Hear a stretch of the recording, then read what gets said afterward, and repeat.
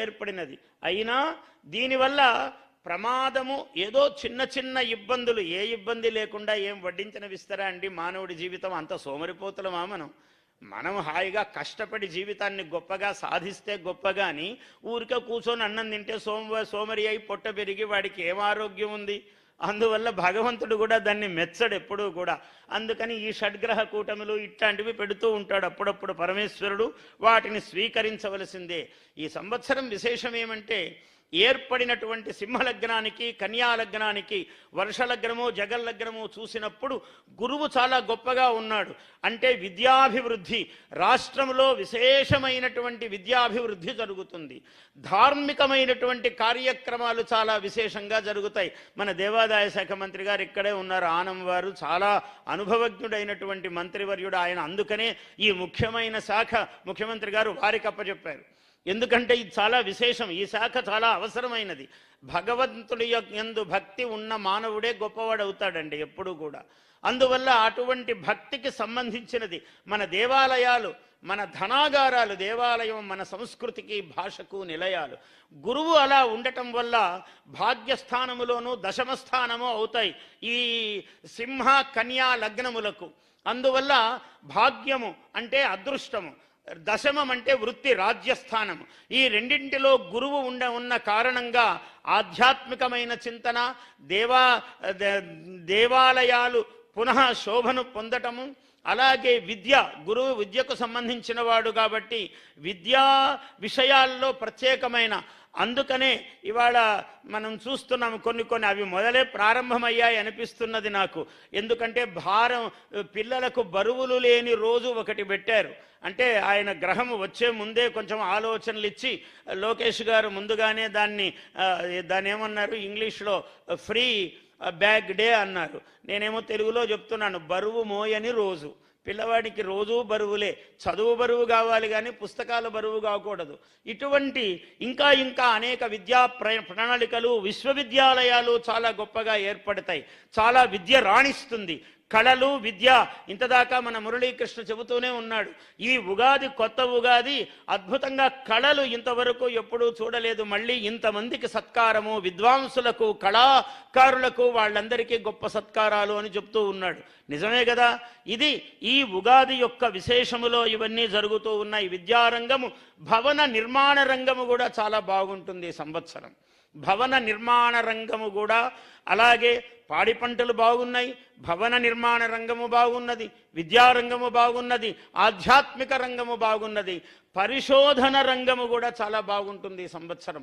గురువు ఉచ్చస్థానములో ఉన్న కారణముగా పరిశోధన రంగము కూడా చాలా గొప్పగా ఉంటుంది. ఇన్ని రంగాలు అద్భుతంగా ఉన్నాయి కాబట్టి ఈ సంవత్సరం చాలా బాగుంటుంది.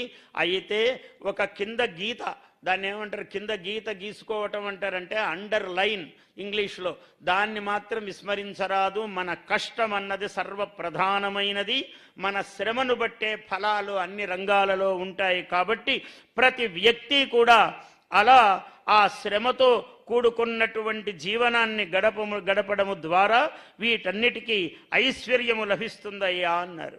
ఇక్కడ ఇంకొక ప్రధానమైన మాట చెప్పాలి. ఒక్కొక్క వ్యక్తి చేతికి ఒక్కొక్క అదృష్టం ఉంటుంది.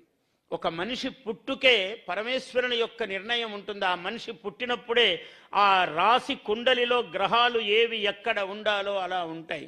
ఆ విధంగా చంద్రబాబు నాయుడు గారు అనే ఒక వ్యక్తి ఒక గొప్ప యోగజాతకుడు. ఏమిటి ఆయన చేతికి ఉన్న గొప్పతనం ఏమిటయ్యా అంటే అద్భుతమైన నగర నిర్మాణాలు. ఇల్లు కట్టడమే కష్టమైన పని. ఒక ఇల్లు కట్టమంటే చాలా కష్టం. నగరములను నిర్మాణము చేసేటువంటి ఒక మహా అనుగ్రహము ఆ చేతికి ఉన్నది. అందువల్లనే అందరూ చప్పట్లు. మన చేతులకు కూడా పని ఉండాలి, మన చేతులు ఖాళీ ఉండకూడదు. ఆయన చేయి గొప్పదే కానీ మన చేతులు, మన పని మనం చెయ్యాలి. అందువల్ల ఏమిటి గొప్పతనము? ఇరుకుదారులను ఇంద్రభవనముల ఎదుగుదలను దర్శించినవాడు. ఇరుకు దారులు, 18-15 అడుగుల రోడ్లు ఉన్నాయి ఆనాడు. ఇక్కడ మహాభవనాలు వెలుస్తాయని ఆయన స్వాప్నికుడు దర్శనం చేశాడు. కలగనటము కాదు, ఆయన ఆకారము దాల్చి చూపించాడు. భాగ్యనగరి నిజమగు భాగ్యము గని హైటెక్ సిటీ సృష్టించినవాడు. 18 అడుగుల రోడ్లు, 15 అడుగుల రోడ్లు, 150 అడుగులు, 200 అడుగుల రోడ్లు అయ్యాయి. ఏమీ లేని రాళ్లల్లో ఆయన ఊహ చేశాడు అదంతా కూడా. ఇప్పుడు అమరావతి కూడా, నగరాలన్నీ కూడా నదీ తీరముల్లోనే ఉన్నాయి. చాలామంది విమర్శించారు, ఇక్కడ పెట్టారు ఏమిటన్నారు. ఇక్కడే పెట్టాలి. ఆయన ఎంత ఊహ గొప్పది అంటే, ఆయనకు భగవంతుని యొక్క దివ్యానుగ్రహం ఉన్నది. ఈ మహానగరాలన్నీ మీరు ఏవి చూడండి ప్రపంచంలో గొప్ప నగరాలు. ఢిల్లీ నగరం ఉన్నదంటే యమునా తీరములో ఉన్నది. ఉజ్జయిని మహానగరం ఒకనాడు విక్రమార్కుడు అనే ఆయన విక్రమార్క శకం అంటారు ఇప్పటికి కూడా. అంటే విక్రమార్క శకం ఏమిటయ్యా, ఎంత గొప్పది విక్రమార్క శకము అంటే 2081 సంవత్సరమైంది విక్రమార్కుడు పుట్టి. ఆయనకి ఇంద్రుడు ఒక సింహాసనం ఇచ్చాడు, 32 మెట్లు గల సింహాసనం ఇచ్చాడు. దాని మీద కూర్చున్నాడు. ఇప్పటికి కూడా విక్రమార్క సింహాసనం అని